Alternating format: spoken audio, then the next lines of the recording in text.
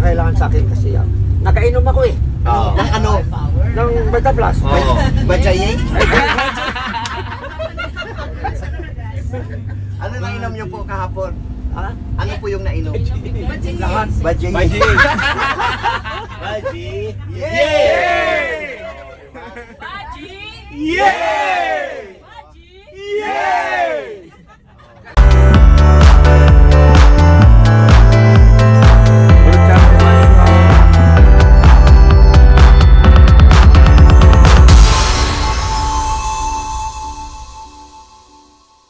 Hey guys, how are you today and welcome back sa aking channel. And for today's video is nandito tayo sa hacienda ni Ma'am Doyi sa Cavite. Unya karon magtagalog lang taha kay tungod nakaman ni request na dapat magtagalog lang ko aron daw ko na masabtang sa tanan. Pagpasok ko pa lang dito guys, ito na po yung bubungad sa iyo. Ang napakaganda. Entrance pa lang po yan, napakalawak na.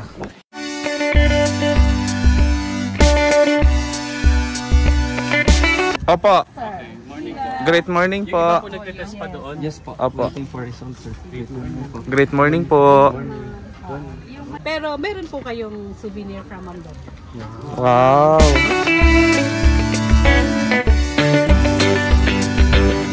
Nakadrop ka na dito, sir. Opo, opo. Ikaw na mag-decide. Thank you, sir. Dito natin yung basura. So, sir, yung souvenir from Ma'am Doyi. Thank you. Welcome. Thank you, sir. Thank you, sir. Sir, pasok na po kayo dito. Opo, opo.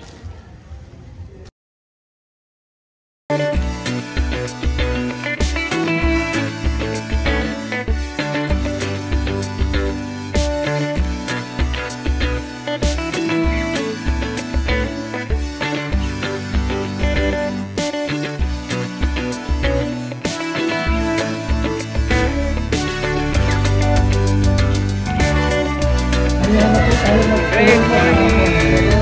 Ramas Bati po. Power! Mayat maya guys is itutour tayo sa napakalawak na hacienda ni Ma'am Doyi. So great morning! Nandito po tayo sa hacienda ni Ma'am Doyi. Ito yung tinawag na Hacienda Estradale.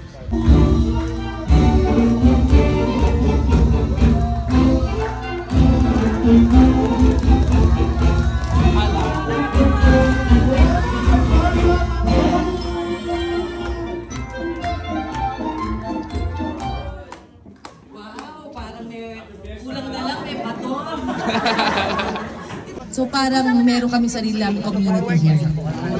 So golf, e-car. So kala mo laruan pero hindi. Totoo yan. Mabilis yan. Okay. So we have for swimming pool. So mamaya yung mag-swimming. Okay, then we have our half court, basketball court. Okay, so this is the main house. So we call this main house kasi nga may mga additional na houses na. So this is the original, ito yung OG. Tapos meron dyan tower. So if you want to climb, kung hindi kayo afraid of heights, kala nyo mababa lang. Pero when meron dyan tower, meron dyan stairs sa likod, pwede kayong umakyat to see not the entire farm but where we are.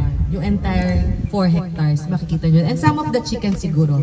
So anytime you want to go up the tower, meron, safe naman to go up the tower. Okay? For 5 rooms. Okay? Meron din siyang tower room kasi yung tower, pero hindi kasama sa labas, nasa loob. Okay? Pag nagka-camping kami, kanya-kanyang tayo. Meron kaming mga villages. Kunyari, pagka maganda yung tent mo, ano ka, Forbes Park. Ano yung mga level. Talaga naman parang pa-process yun. Okay. So, alika po, silipin lang natin ang rest house. Kasi po, this rest house was built only for the trophies of Sok. So, kung makikita niyo po dito, yan para po, gaganyan po kayo ha. Sige po, tingnan ninyo. Makikita nyo sa dami ng trophy ni Sok. Okay po. Wala. Okay. So, sige po. So, ito yung trophies ni Sok. Sige po, pwede naman kayo pumasok po. Pwede naman po. Wow! Ayan po yung trophy ni Sok pag nananalo po siya sa sabong. The chickens here are all fighting cocks. Why? Kasi po, yung grandfather ni Sok started the family tradition of cockfighting in their family. It is not hindi po siya gambling sa kanila. It is a sport. Okay, and it is tradition po yun. Hindi sila nagbe-bet. Hindi po sila tumataya ng by the millions, no. No, bawal po sa kanila. Ang pinakamalaking taya nila should only be at 25,000, 30,000. Otherwise, hindi na po nila pwedeng gawin. Okay? This room alone costs 2 million pesos. Dito, hosted by Bong Pineda yung Airbnb. So, nanalo, champion, ibig sabihin po yung champion yan. Okay, that's the highest prize. Yan na. Okay? The trophy pa lang yan. The trophy, but the take home, yata is 6 million. Parang take home na winning. Ito yun. So, paluwal pa po. Yan. Pero okay lang, kasi libangan lang na. He doesn't smoke, he doesn't drink. Okay? So, yun lang po yung libangan niya. Yes po. Kay Manny Pacquiao yun, ma'am? Yes po. Kay Manny Pacquiao na gloves yan. Bata siya. Mahilig.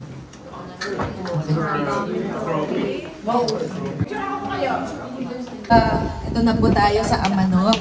So, there are 3 kinds of tiny homes that you will see. Okay. Okay, and then we have smart homes. And then yun po, mga container naman. Ito po, engineered bamboo. So, tatlo po ang makikita natin. Engineered bamboo na tiny homes. And then container na tiny homes. And then we have 2 trailers na tiny homes.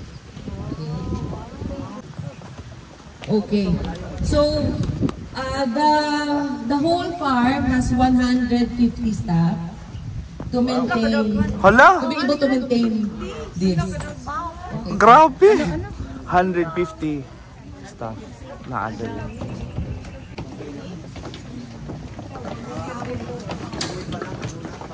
Okay. So this is so all that you see na wood are engineered bamboo. Wow. So kawayan lang po yan. Ito po, we have 1 bedroom that can have 2 people inside. Tapos po, sige po, pwede kayong mag-tour. Pwede nyo i-tour. Natin ang mini house. Ay, ano? Yeah, it's okay. 2.5 po. 2.5 pero ang naging total niya mga 2.8 kasi because of the upgrades. Yeah, the basic is 2.5. And this can accommodate na if we count, 3 sa taas, 2 sa baba, 1 po dito sa daybed, tapos 3 engineered bamboo. I don't know kung imported siya. Pero bali ang sistema nito is you have to order 1 year in advance. Okay. So you will order, I order this 1 year in advance. Tapos they'll put it up for Airbnb. Yes, oo, wala. CUBO. Pwede naman. Okay lang. Tapos, sa mga susunod po, yung 3 containers na pupunta na tayo yung container siya, ay ginawa ko online. Kasi di ba hindi ka makakapunta doon. So lahat ordered online, Hinihintay ko lang dito mag-deliver, tapos sinaayos ko. No, this is Lances. Ito, villa to ni Lance. This is Lances Villa. Kaya kung makikita nyo, 2 yung bed. So, ito po ay kay Patita. Para kita kayo sa live.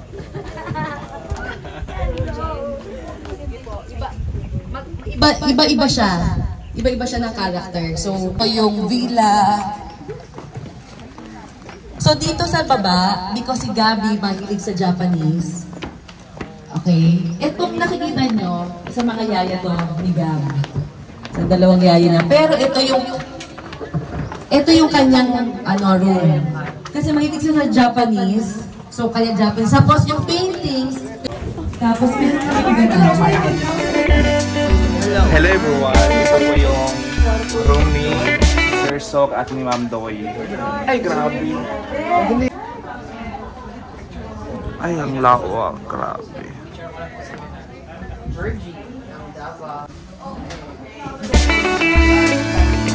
Tiny house to. Uy! Bibipicture ko. Ang work is, ang iyang kanya is quality siya. Quality. Quality. Ay, ilang kusin. Makikita dito.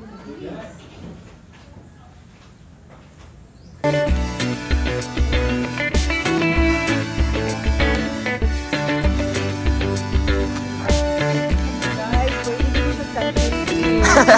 Canteen na itong alote pa.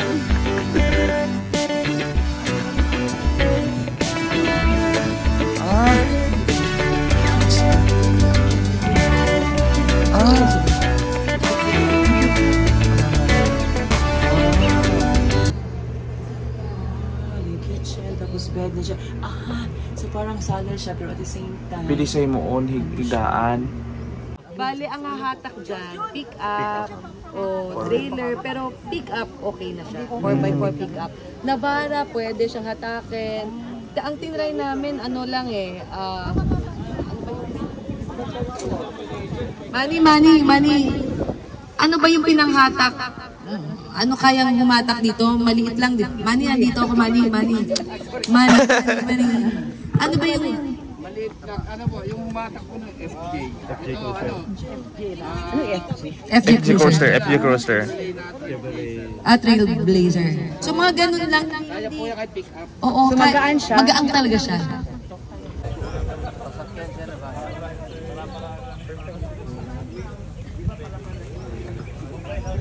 It's called Antipolo tree. Yan. Antipolo tree yan. Okay. So dito, we will go now to the brick garden.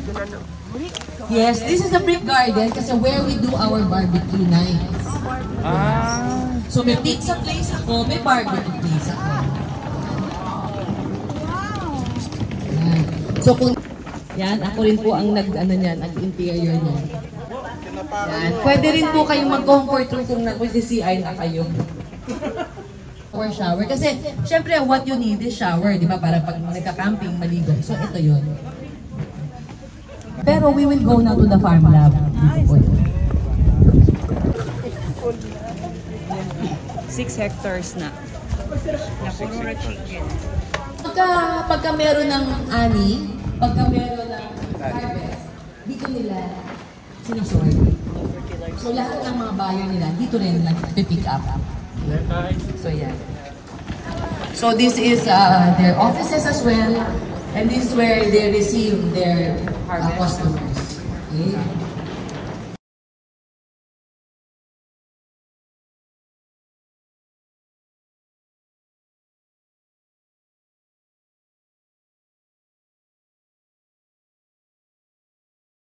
Hands with alcohol.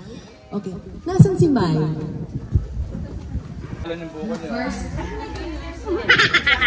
Okay, so first po, Rincon. Yan po yung first, Rincon. Second po is Rex. Okay, the third, Olmeti. Fourth, and then Cementel din. So we have 9 varieties of lettuce here today. Okay? Lahat po ng seedlings namin are imported. Imported. Lahat siya na Latos o sa gabos. Netherlands.